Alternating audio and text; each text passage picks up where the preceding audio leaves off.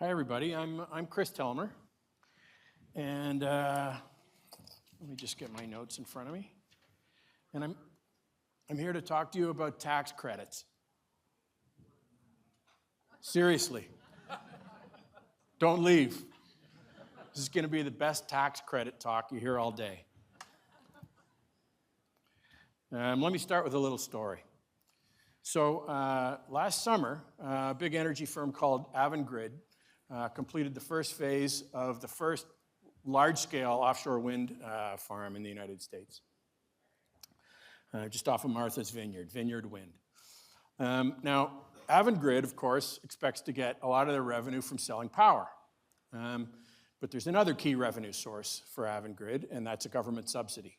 About a third of their capital expenditure for building this project is coming in the form of a subsidy. Now, there's two things you need to know about this subsidy. First, it doesn't come as a cash payment. Okay? It comes in the form of tax credits. Tax credits are IRS-issued IOUs that one can use to reduce their tax bill dollar for dollar. Okay? Now, the second thing about these tax credits is Avangrid is not going to use them to reduce their tax bill. They're going to be used to reduce the tax bill of three large banks, JP Morgan, Wells Fargo, and Bank of America. So does this make any sense? Right? These tax credits are supposed to subsidize the development of green power. Does it make sense that they're being used to reduce the tax bill of a bunch of banks? Okay. Secondly, is there some sense in which the banks are getting some of the subsidy as opposed to the intended recipient of the subsidy, the project developer? Okay, now the answer to that, it's kind of an economist answer. It depends. So to understand that, let me just step back in history for a second. Tax credits for renewable power are nothing new. They've been around since the Carter administration. In the 2000s, the program expanded pretty dramatically. And there was one unforeseen consequence associated with that enlargement. The intended beneficiaries of these tax credits, the project developers, didn't have enough tax liability to use them. Okay? It's a little like trying to incentivize people to read by giving them books in a language they don't understand. No surprise, Wall Street came up with a solution.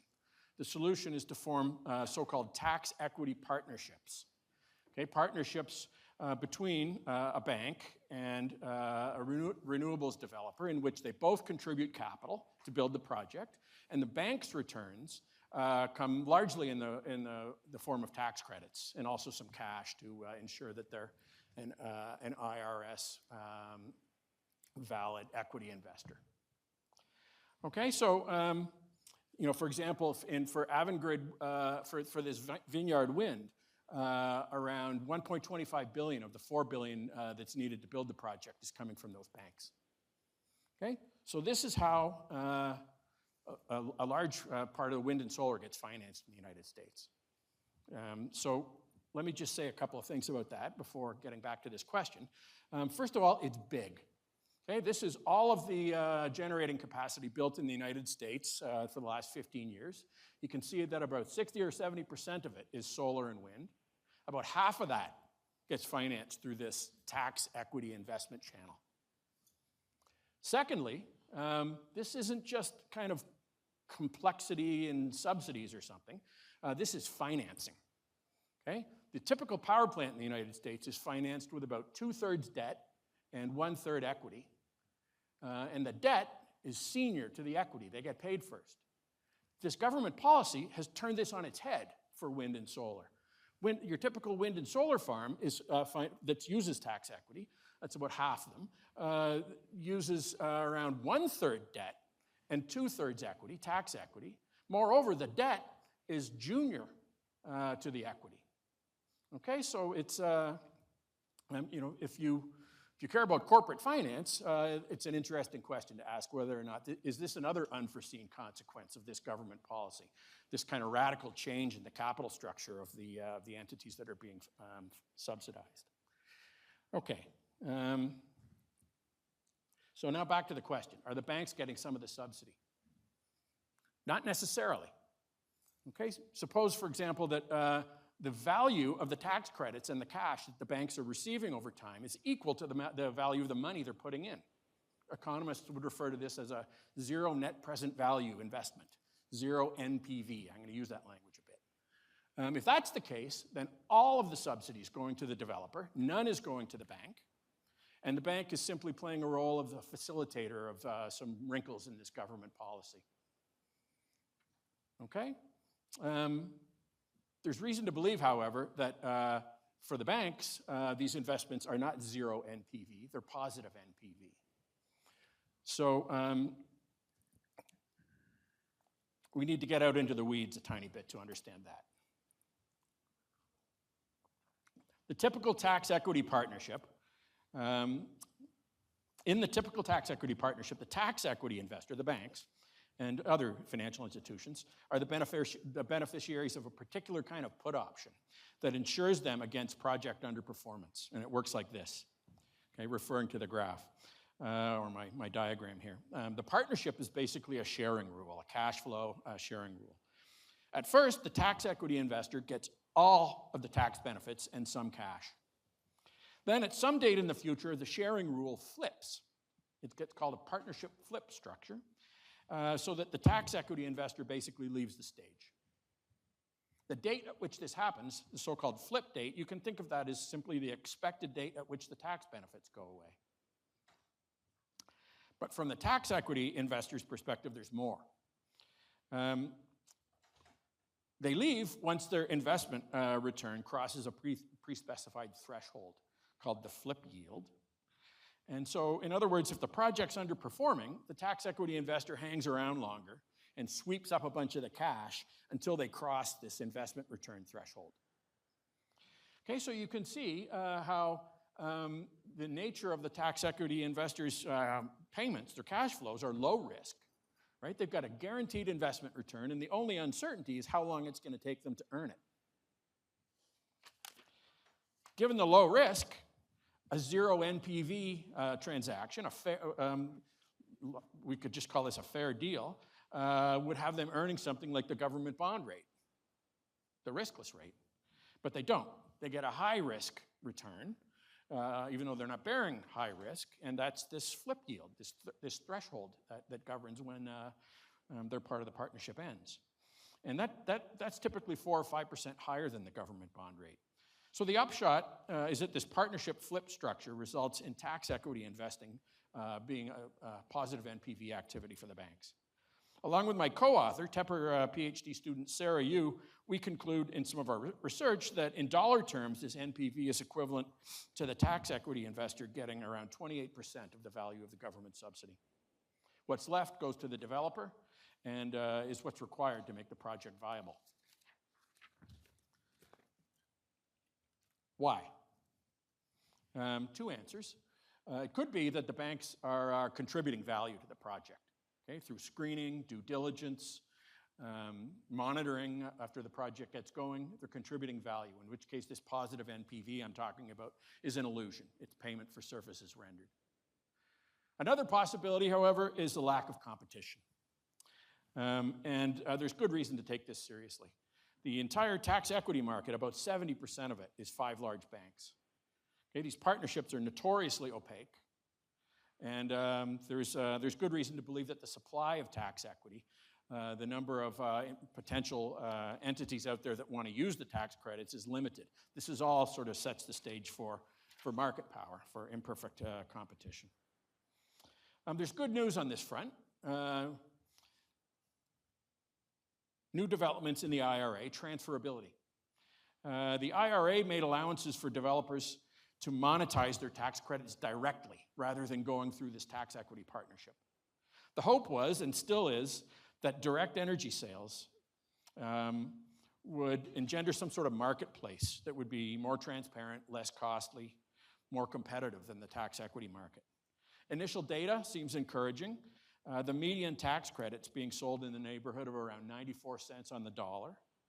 An equivalent metric from the tax equity partnerships is around 80 cents on the dollar. So developers seem to be getting more. However, there's more than meets the eye here.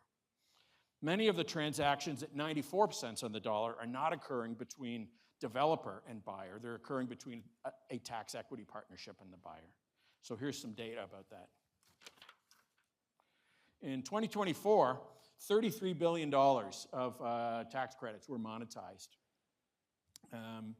Of that, only $5 billion were directly sold to developers. The remaining $28 billion were either monetized through the standard arrangement I've been talking about, or through a hybrid structure, whereby the tax credits first become assets of the tax equity partnerships and then get sold on. So they're subject to this cost of capital NPV channel that I've been mentioning, nevertheless. So some reason to still have some cause for concern about competition and so on. Okay, Daniel, I didn't turn my watch on here. How do I have? On good? Okay. I just got two last things to say. I thought I'd talk a little bit about policy implications and then wrap up. My view is that the policy changes should emphasize there's increased competition driven by decreased complexity and increased transparency. Complexity. Complexity can be a powerful barrier to entry. And the details of these tax credit policies are severely complex, and the IRA has kind of doubled down on complexity. Regarding transparency, it's worth noting that half of the energy transition that's related to wind and solar is being funded by these tax equity partnerships, and there's big public dollars in these things. Obviously, that's what's their sort of driving force. But for the public to observe how the funds are being allocated is basically impossible because they exist within these opaque partnerships, and I think that's a questionable policy. And finally, increased competition for who gets the tax credits would be, I think, constructive. It would make them more cost efficient and more politically resilient. In much of the rest of the world, tax credits get sold in an auction. In the United States, the tax credits are simply available to all buyers, and sometimes at terms that are excessive. Last thoughts. Punchline. It's interesting that we use this language punchline in these tax equity talks because there's nothing remotely funny about them, right?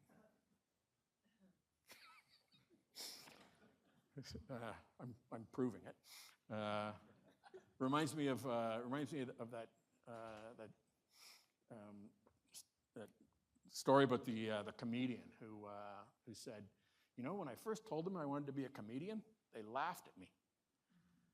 They're not laughing now. Come on.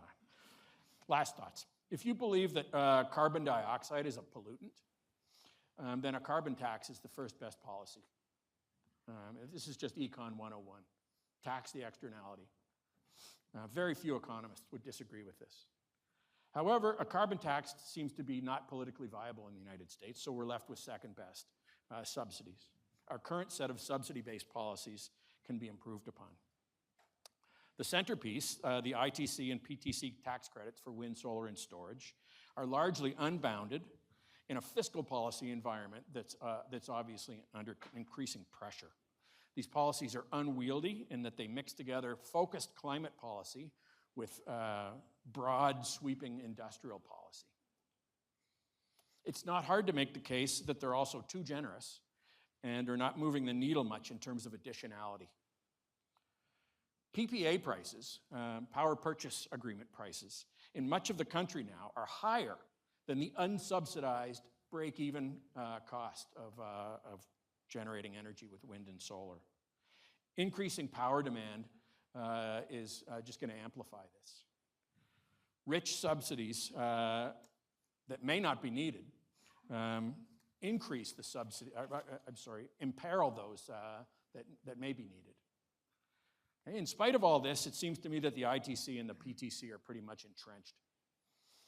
Their advocates go beyond red state governors and industry lobbyists. As my talks tried to show, the financial industry now has a deep stake in these policies, and it's getting deeper. There's now derivatives markets in energy tax credits. An ironic outcome would be that the ITC and the PTC for wind and solar. Subsidies for mature industries come through the upcoming budget negotiations unscathed, while subsidies for activities that really need to be subsidized get abandoned. Things like hydrogen, carbon sequestration, innovative nuclear, innovative fossil fuel. The IRA may have been badly named, but its intentions, I think, were good. Nevertheless, I fear we're about to see the negative consequences of lofty ambitions and perhaps overzealousness. Thank you.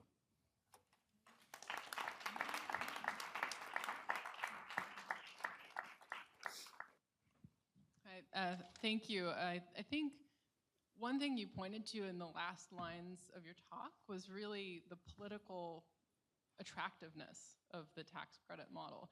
And I think that's actually a virtue when we want to think about the clean energy transition. So building durable coalitions is something we want to look at alongside the economic impacts that you described. Can you talk about how we should be thinking about the potential trade-offs when we think of instruments like a tax as being sort of categorically challenging from a political feasibility perspective? I agree that political resiliency is a really important issue. Political feasibility. So I guess the statement is, Valerie's hypothesis here is that it's not feasible to pay for these things out of the general budget revenues. They get paid out of tax revenue instead, even though at the end of the day, they sort of have the same fiscal consequences. So while politicians may like them more because they don't, you can kind of hide the fact that it's driving up government debt, even though it is. I think the big concern there is it's a little bit like off-balance sheet borrowing. It doesn't show up in as transparent of a way to the public in terms of what's going on with the government's finances. And I'll just say one other thing there. I think there's an important kind of trade-off here in terms of these policies between political resiliency and the fact that these policies probably need to evolve over time. The tax credits, as I've tried to argue, seem pretty politically resilient, but they also seem to not be evolving. They seem to be, in a way, going in the wrong direction in terms of the magnitude of them and the extent to which they're subsidizing activities that increasingly don't need subsidization. You know, technological change, especially in solar, is taking care of that. All right. Well, please join me in giving Professor Chris Telmer a round of applause. Thank you.